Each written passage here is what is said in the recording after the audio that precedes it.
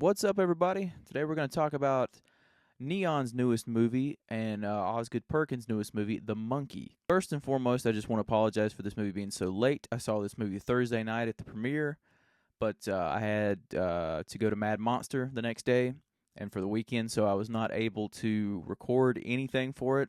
I did like a little out-of-theater reaction short, so thank you to all the people that checked that out. Thank you to everybody that's been patiently waiting for this review, if anybody has been waiting for this review.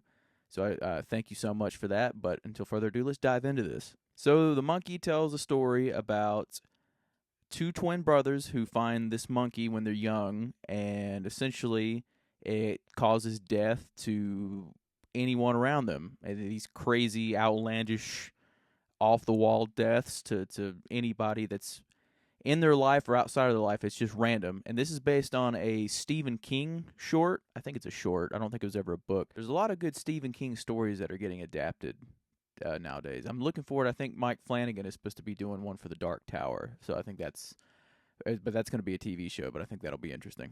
But this movie is very different than really anything that Osgood Perkins has ever done, at least that I've seen.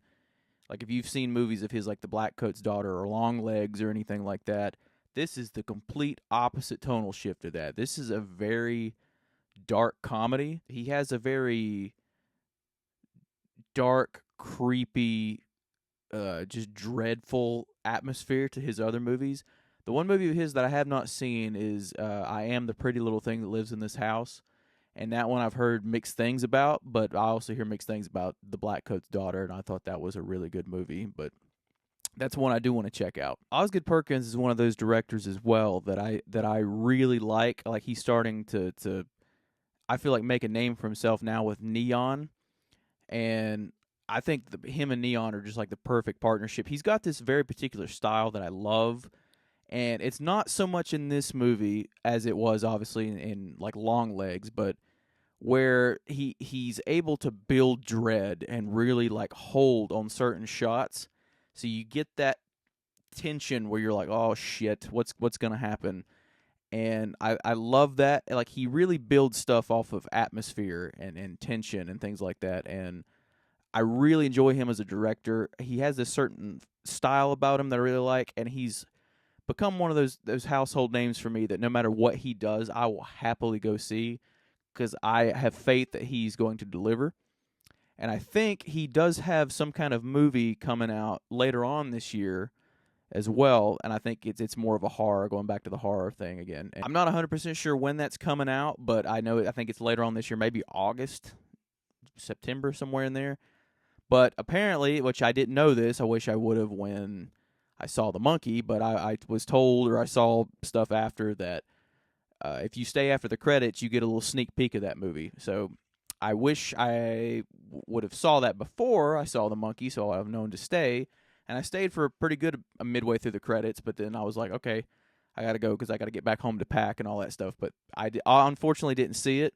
So if you do go see The Monkey, hang out after the credits if you want to see a sneak peek of Osgood Perkins' next movie. But yeah, he's a great director. I really enjoy him, and I always look forward to what he's going to do next. Yet tonally, this movie is completely opposite of anything he's ever done, and I think he pulls off that thing of dark comedy like perfectly. Like, the stuff in this movie is like the deaths and all that stuff like that is so over the top and is so outrageous that you can't help but to laugh. There's even situations that they're put in that the way certain characters and the way certain people react to certain things, or dialogue that certain characters have, that people, you can't help but to laugh either. My theater, it wasn't a fully packed theater, but it was a lot of people in there, and everyone, they were busting out laughing. Like, it was kind of funny to see this, or it was cool to see this in a packed house, because it kind of adds to the effect of, laughter is contagious and all that stuff, so you kind of have a better time with it.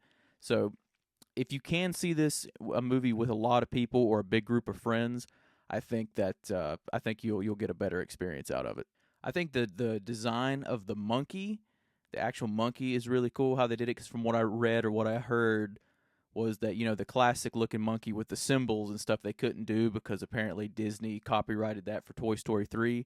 So they had to come up with the one with the drums, which I think the drums fit more for this movie. I don't know why, but I think the whole thing with the drums and how the whole lore of the drum thing is, if it plays and then it goes up like this, and then when it goes down, that's when the death is going to happen or whatever. I thought that was a cooler concept, at least to me, than having the cymbals. That's a big thing about this movie. What I was talking about with the deaths and stuff being so over the top, that it has so much carnage candy and so much like gore and all that stuff, that I think if you are a big gore person, big gore hound, I think this is a movie that'll really appeal to you, because it really goes for it. It doesn't hold back. It earns that R rating.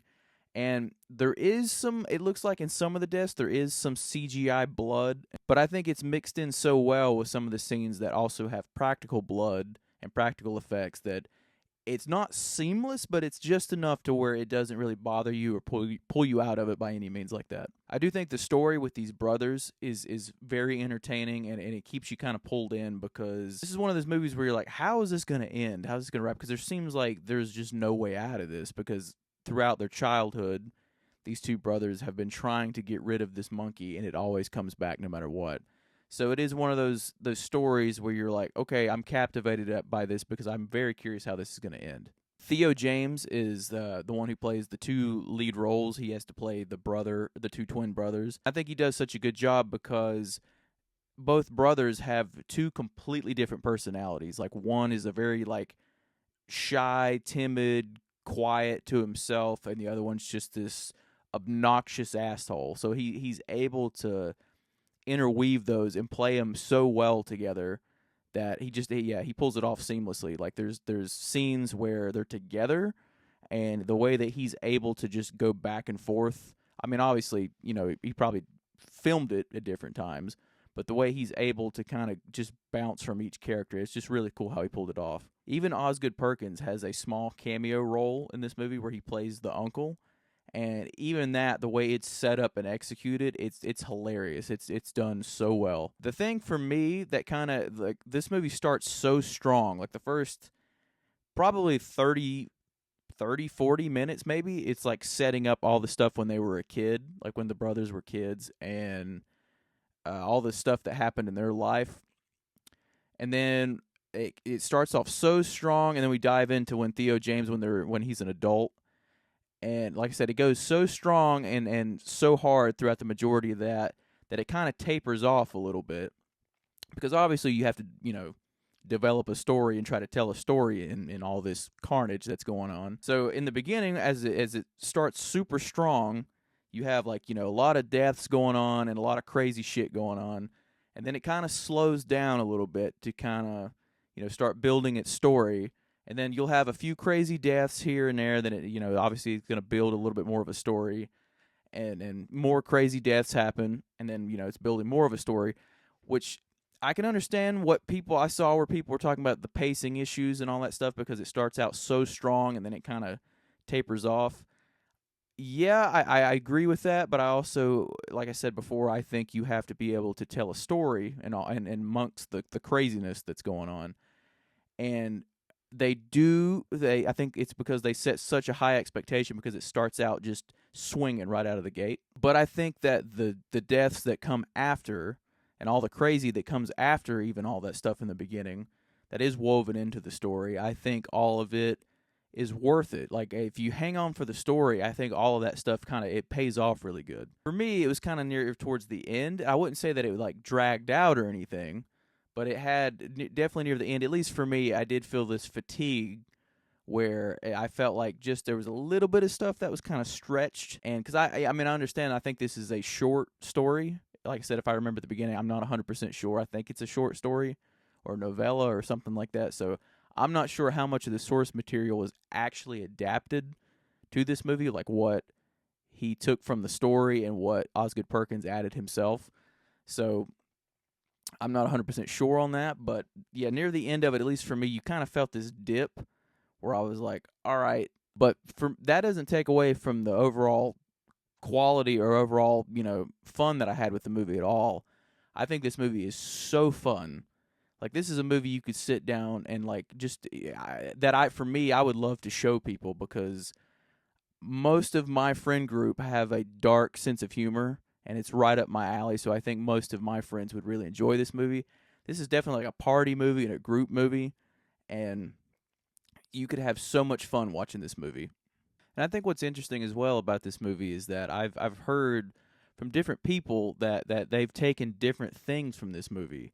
Like they've taken stuff about like the apocalypse, they've taken stuff about what a parent or like especially a dad can pass like horrors down to his child. And I think that's an interesting one because obviously Osgood Perkins is the son of Anthony Perkins, for anybody that didn't know that. But he's able to explore this in a way that is he's making fun of it essentially. I think this is one, if you saw with a group of people, that'd be interesting to talk about when you got out of the movie or you guys were done watching the movie, to where I think what a particular person they got out of it compared to you. And it's also interesting because it's that fine line of a movie to where people might not take anything away from it. They could just be like, oh, that's cool, it was just a horror comedy. And that's cool. I like movies that can do dual layers of that, where you can walk in and be like, yeah, this movie was clearly about this to one person, and the other person was like, yeah, it was just a good, solid movie to me.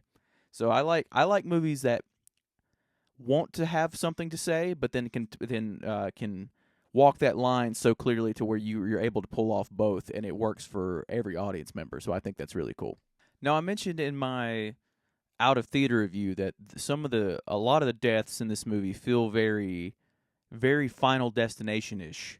And what I meant by that was that in some of the deaths, with Final Destination, it's almost this build up to the death where one thing triggers something, and then these series of events kick off, and then leads up to all this like tension, and then it's like boom, that's when the death happens. There are quite a few of those in this movie where something happens and something gets kicked off, and then it leads to this tense buildup where you're like, oh, how's this going to go? How's this going to look? And then that doesn't stay for the entire movie. That there's a handful of deaths that have that. And then on the other hand, then after that, it's kind of just immediate boom, death, boom, death, boom, death, and that's it. So it doesn't carry that all the way, but it is cool in some of the scenes where it does build that tension up with the deaths, that you're like, oh, I want to see how this is going to end. I want to see how this is going to play out.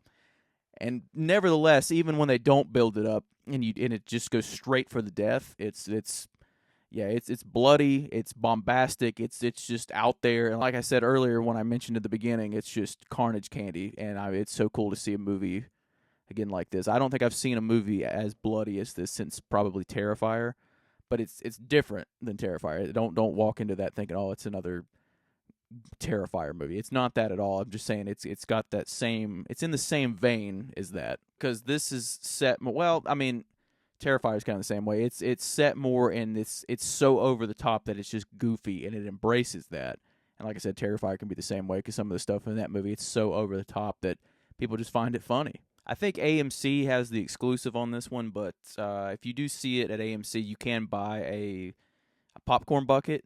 And I wish I had mine here, but I already got it set up. It's right above, it's right out of frame, but I got it set up right up here, and it's really cool. It's one of the really cool ones. That thing is heavy. It's about $45, but that thing is like hefty, and it's awesome looking. I'll see if I can put a picture here in the video of it in case nobody has seen it. But it's really cool. I'm very hit or miss with popcorn buckets. Sometimes they really work for me, and sometimes I'm just kind of like, eh.